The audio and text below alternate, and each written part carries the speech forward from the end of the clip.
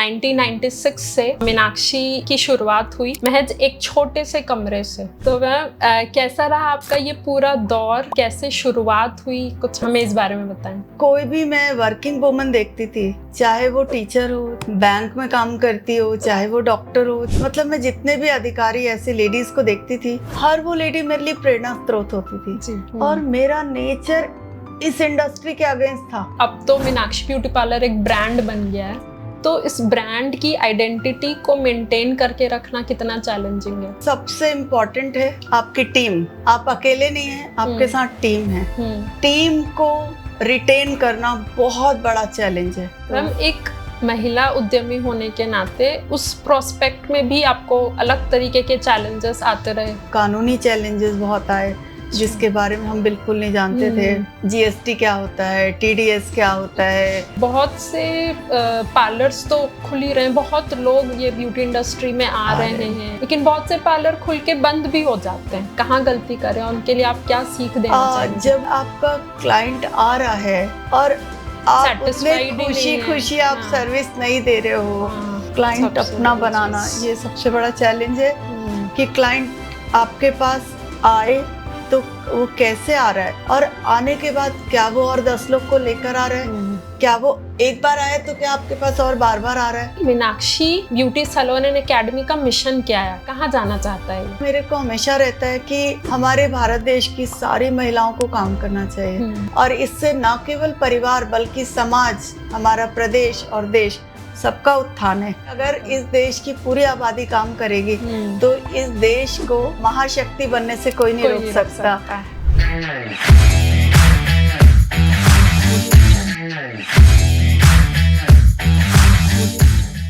Today we have the pleasure of speaking to an incredibly inspiring woman who has earned her title of Queen of Beauty Industry. Our guest is none other than Mrs. Meenakshi Tuteja, the visionary leader and founder of Meenakshi Beauty Salon and Academy, a self-made entrepreneur. She has built her empire from the ground up, transforming her passion into a thriving business while empowering countless lives along the way. Mrs. Tuteja's journey is one of determination, resilience, and an unyielding commitment of her vision. From humble beginning to reigning the world of beauty industry, she has gracefully navigated the challenges of entrepreneurship. Today, we will dive into a remarkable story, exploring all the hurdles she faced during her journey, the dreams she brought to life, and the wisdom she has gained as the pioneering women in her field. So let's get started. Welcome, ma'am. Welcome to our show, Talk with Chitra. Thank you. Ma'am आपके समय के लिए बहुत बहुत बहुत धन्यवाद। मैंने आपके बारे में बहुत पढ़ा है, बहुत सुना है, और जैसे कि 1996 से मीनाक्षी की शुरुआत हुई महज एक छोटे से कमरे से, और आज आपने एक इतना बड़ा एम्पायर खड़ा किया हुआ है। मतलब you are no less than a queen of beauty industry. तो मैम कैसा रहा आपका ये पूरा दौर, कैसे शुरुआत हुई, कुछ हमें इस बारे में बताएं। जब मैं छोटी सी थी तो मैंने देखा था हमारे परिवार में, नाना के परिवार में, कि सब मेल काम करते हैं, फीमेल्स घर पे होती हैं। कोई भी मैं वर्किंग वुमन देखती थी, चाहे वो टीचर हो, चाहे वो बैंक में काम करती हो, चाहे वो डॉक्टर हो, चाहे वो गवर्नमेंट में है, तहसीलदार, मतलब मैं जितने भी अधिकारी ऐसी लेडीज को देखती थी, हर वो लेडी मेरे लिए प्रेरणा स्रोत होती थी जी। मैं हर समय सोचती थी जब ये काम कर सकती है, ये अपना घर भी मैनेज कर लेती है, काम भी कर लेती है, तो मैं क्यों नहीं। एक बात ये भी लगती थी कि जब भगवान ने 2 आंखें दी है, 2 हाथ दिए हैं, हम भी स्कूल जाते हैं, हम भी पढ़ाई करते हैं, हम ऐसे तो इनसे किसी बात में कम नहीं है जी, तो हम क्यों काम नहीं कर सकते हैं। बचपन से ये बात लगती थी कि मुझे करना है, बट क्या करना है ऐसा कभी सोचा नहीं था। तब मेरी कॉलोनी की एक दीदी मेरे लिए प्रेरणा स्रोत बनी। वो एक ऑर्गेंडी के फ्लावर सिखा रही थी, तो मैंने सुना कि दीदी सिखा रही हैं, मैं अपनी मम्मी के पास भाग के गई कि मुझे भी सिखाना है। तो बस वो एक जर्नी जो स्टार्ट हुई, मेरी बड़ी माँ ने हाँ बोला और लगातार मैं सीखती गई, सिखाती गई, सीखती गई, सिखाती गई। मेरी मैरिज के पहले ही मैं कॉलेज में पढ़ाने लगी। शादी के बाद इनका हस्बैंड का ट्रांसफर के कारण मुझे अब सोचना पड़ा कि जॉब छोड़ना पड़ेगा, और मैंने सोचा मैं खाली नहीं बैठ सकती हूँ, मुझे काम करना है। और मेरा नेचर इस इंडस्ट्री के अगेंस्ट था, ब्यूटी इंडस्ट्री के बिल्कुल सिंपल, 2 लंबे बाल। मैं ABCD नहीं जानती थी ब्यूटी का, इतनी सिंप्लिसिटी थी लाइफ में, ना मुझे कोई शौक था ऐसे तैयार होने का ना कुछ। लेकिन जब जो चीज हमें करनी है वो चीज फिर आ जाती है। तो मैंने मेरे 2 छोटे बच्चों के साथ में, मेरी बेटी उस समय करीब 10-11 महीने की थी जब मैंने सीखना स्टार्ट किया। हमारा ट्रांसफर वापस रायपुर हुआ, हम धमतरी थे, तो उतनी छोटी बच्ची और मेरा बेटा उस समय 4.5 साल का होगा। तो दोनों बच्चों के साथ मैंने सीखना शुरू किया कि मुझे खाली नहीं बैठना, मुझे काम करना है। तो इस तरीके से मैंने पहले सीखा, फिर खूब प्रैक्टिस भी करती रही और करीब मैंने 10 दिसंबर 1996 को मैंने अपना एक छोटे से कमरे में एक छोटा सा सैलून स्टार्ट किया। वाह, क्या बात पर है। इसमें हस्बैंड का बहुत सपोर्ट था। आज मैं यहाँ पर हूँ तो उसके पीछे हस्बैंड, परिवार, बेटा, बेटी सबका साथ है, तब मैं यहाँ पर दिख रही हूँ। तो मैम तब 1996 से लेके अभी तक, जैसे अब तो मीनाक्षी ब्यूटी पार्लर एक ब्रांड बन गया है, जी जी। तो इस ब्रांड की आइडेंटिटी को मेंटेन करके रखना कितना चैलेंजिंग है? सबसे इम्पोर्टेंट है आपकी टीम। आप अकेले नहीं हैं, आपके साथ टीम है। टीम को रिटेन करना बहुत बड़ा चैलेंज है। टीम को रिटेन करने के लिए बहुत इम्पोर्टेंट है कि आप टाइम से उनकी सैलरी, उनकी ग्रोथ, उनका अपग्रेडेशन, उनका और स्किल को और बढ़ाते जाना, और आपके साथ उनका व्यवहार और ऐसा होना चाहिए कि वो यहाँ पर कंफर्टेबल फील करें और बहुत स्ट्रेस में काम ना करें जी। वो एक एनवायरनमेंट उनको मिलता है। तो जब आपकी टीम इतनी स्ट्रांग होती जाती है, ये आपके सेना है, आपके हैंड्स है, तो फिर जो आप टारगेट फिक्स करते हैं वो आप अपने आप उसमें पहुंचने लगते हैं। बस जो आपके रूल्स रेगुलेशन आप बना के रखे हैं ऐसे होने चाहिए कि वो उनको भी सूट कर रहे हैं और आपको भी ग्रोथ मिल रही है। क्योंकि यदि अगर आप उनको खुश नहीं रखेंगे तो वो जब खुश नहीं होंगे तो वो काम उनका वो आउटपुट नहीं आएगा, और जब आउटपुट नहीं आएगा तो ना क्लाइंट खुश, ना स्टाफ खुश, तो वो एक एनवायरनमेंट ही खराब हो जाएगा। तो इसलिए मुझे लगता है कि सबसे इम्पोर्टेंट है वो खुश रहें, और जब वो खुश हैं तो वो अपना 100% क्लाइंट के काम में देते हैं जी। तो मैम एक महिला उद्यमी होने के नाते उस प्रोस्पेक्ट में भी आपको अलग तरीके के चैलेंजेस आते रहे? बहुत सारे चैलेंजेस तो आए, क्योंकि मैं जिस परिवार से हूँ, अग्रवाल परिवार से, तो हमने वहाँ पे किसी भी फीमेल को कभी काम करते देखा नहीं। इसमें हस्बैंड का तो बहुत बड़ा रोल था ही, वो हमेशा एक मेरे लिए बहुत स्तंभ की तरह हमेशा रहे साथ में। कानूनी चैलेंजेस बहुत आए जिसके बारे में हम बिल्कुल नहीं जानते थे। GST क्या होता है, TDS क्या होता है, इनकम टैक्स क्या होता है, बहुत सारी बहुत सारी चीजें आई, पर समय सिखा देता है। ये सारे चैलेंजेस थे। हमें ब्यूटी का काम आ रहा है लेकिन लॉ नहीं पता है, इसीलिए मैं कहती हूँ कि ये जो लॉ है ना, ये 6 से ही चालू हो जाना चाहिए पढ़ाई में, स्कूल से। दूसरा जो ब्यूटी इंडस्ट्री के लिए ना बहुत ज्यादा मेल के साथ चैलेंज नहीं था इसमें, क्योंकि इस लाइन में बहुत ज्यादा मेल नहीं है। बट ये है कि यदि आपका क्वालिटी काम है, IQ अच्छा है, आपका बिहेवियर अच्छा है जी, और आप दिल से 100% काम करते हैं, तो आपको सफल होने से कोई रोक नहीं सकता है। तो बस यही था कि इस काम में एक तो डिवोशन चाहिए, परफेक्शन चाहिए, बेस्ट क्वालिटी प्रोडक्ट चाहिए, और आपका मीठा व्यवहार चाहिए, क्योंकि सर्विस इंडस्ट्री है।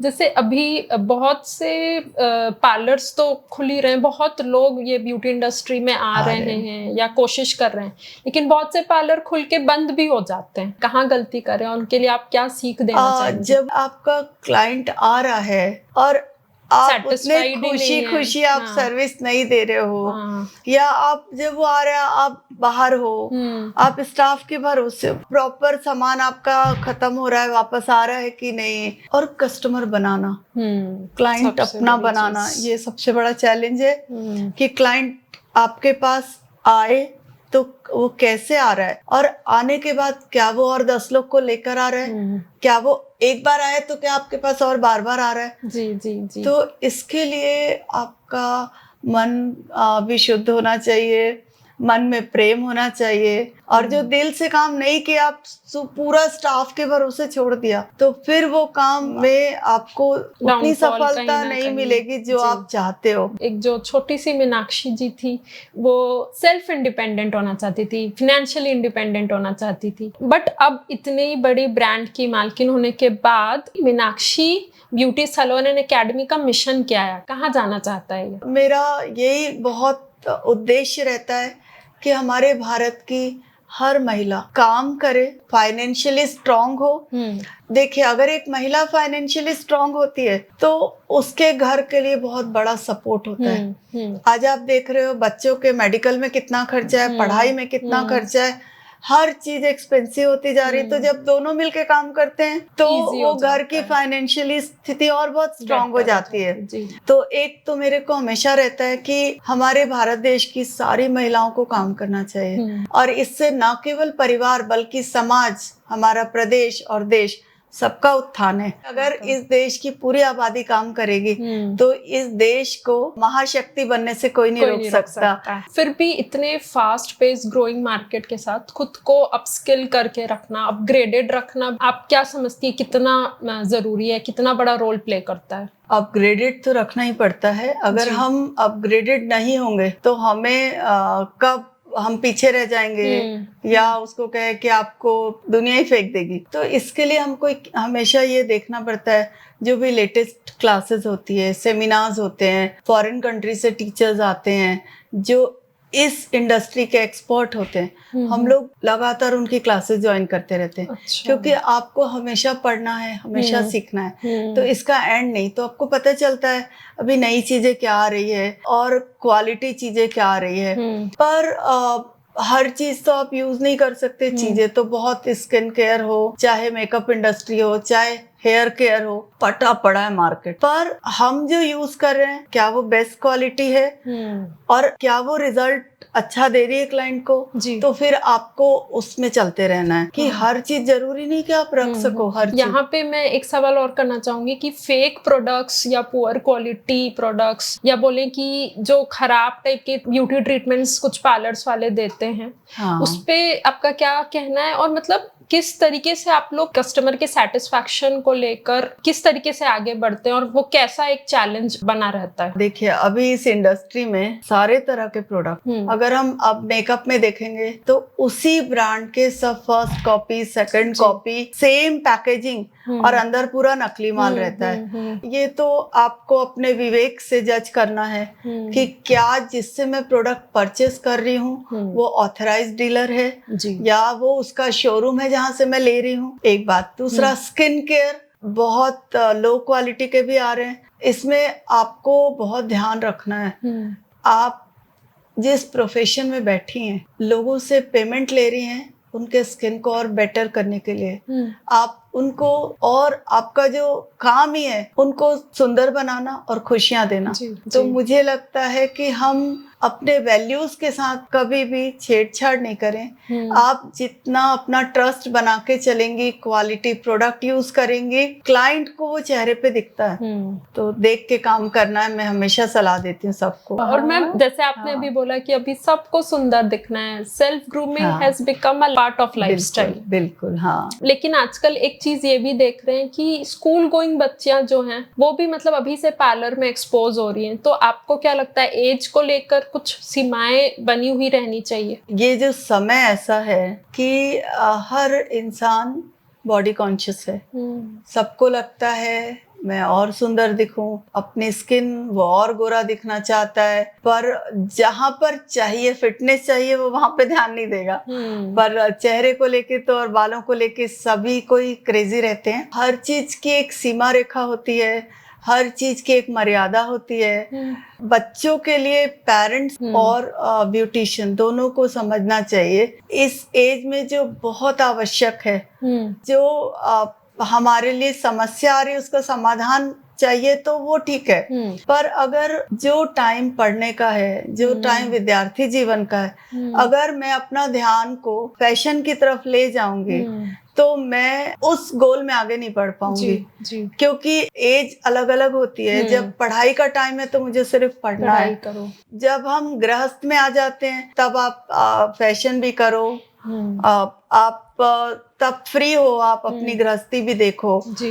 लेकिन थोड़ा सा मुझे लगता है कि इसके पीछे जो हम बहुत ज्यादा मोबाइल इंटरनेट देख रहे हैं बच्चे, सोशल मीडिया, इससे वो देख देख के आकर्षित होते हैं और वो छोटे से ही हर चीज को देख के यूज करना चाहते हैं। तो थोड़ा सा ये समय का भी खेल है।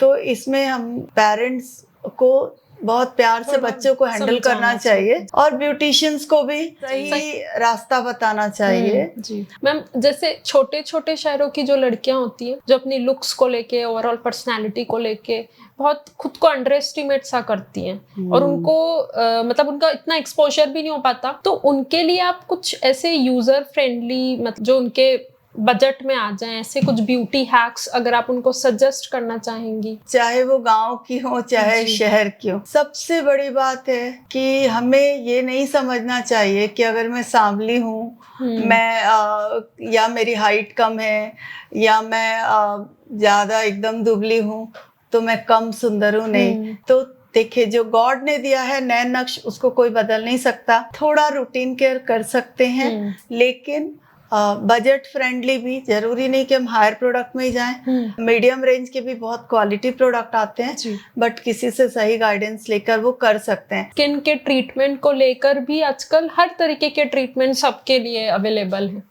अब यहाँ पर एक ब्यूटिशियन और एक कॉस्मेटोलॉजिस्ट के बीच के हसल के बारे में आपसे मैं पूछना चाह रही हूँ। इसको आप कैसे देखती हैं? हम दोनों का उद्देश्य सेम है, न केवल स्किन में ब्यूटी बल्कि स्किन डिजीजेस भी बहुत आ रही हैं। जी तो ये तो डॉक्टर ही ट्रीट करेंगे। तो जो डॉक्टर्स का काम है, जो डर्मेटोलॉजिस्ट का, कॉस्मेटोलॉजिस्ट का काम है, जो इंजेक्टेबल काम होता है जहाँ पर एंटीबायोटिक्स दी जाती हैं, ये सब अधिकार डॉक्टर्स को होता है। ब्यूटिशियन का एक अधिकार की रेखा होती है, उसके पास वो सर्टिफिकेट नहीं है तो वो उसके आगे काम नहीं कर सकती है। आप एक ट्रीटमेंट बेस्ड फेशियल है, आप प्रॉपर कॉस्मेटिक प्रोडक्ट सजेस्ट कर सकती हैं, ट्रीटमेंट कर सकती हैं, बट आपके पास वो डिग्री नहीं है। उनका काम उनका अलग है, हमारा काम अलग है। तो बल्कि कुछ ऐसी चीजें होती है जो डॉक्टर्स ही कर सकते हैं तो हम सब रेफर करते हैं, आप उनको जाइए, आप उनको दिखाइए। We are about to wrap this conversation, तो मैं अंत में आपका सबसे पहले तो तहे दिल से शुक्रिया करूंगी कि आपने अपना बहुमूल्य समय हमको दिया। बट फिर भी लास्ट में एक छोटा सा मैसेज अगर हमारे प्यारे दर्शकों को देना चाहेंगी तो वो क्या होगा? मैं सबको हमेशा कहूंगी, आप सब खुश रहो, खुशियाँ बांटते रहो, दुआएं दो, सबकी दुआएं लो और अपनी आंतरिक खुशी के लिए अपने वैल्यूज से कॉम्प्रोमाइज मत करो। कोई भी लाइफस्टाइल भी सबको बैलेंस करके चलनी है। लाइफ में थोड़ा टाइम मिले तो ज़रूर हमें मेडिटेशन करना चाहिए जिससे मन शांत होता है और हमें वो सुप्रीम पावर से सारी ऊर्जा और शक्तियाँ मिलती है। तो जो भी कीमती समय मिला है उसको व्यर्थ नहीं गंवाना है। अमूल्य जीवन है और अमूल्य जीवन का एक एक पल बहुत कीमती है जी। उस परमात्मा की याद के साथ साथ अपने जीवन को सुखमय भी बनाना है। अपनी एनर्जी को हम जितना क्रिएटिविटी में लगा सकें वो लगाना है और सबको सुख देना है। और मैं अंत में अपने दर्शकों को यही बोलना चाहूंगी कि मैं फिर मिलूंगी एक बहुत ही इंटरेस्टिंग एपिसोड और पर्सनालिटी के साथ। तब तक के लिए stay healthy, stay fit, keep learning and keep exploring. Thank you very much.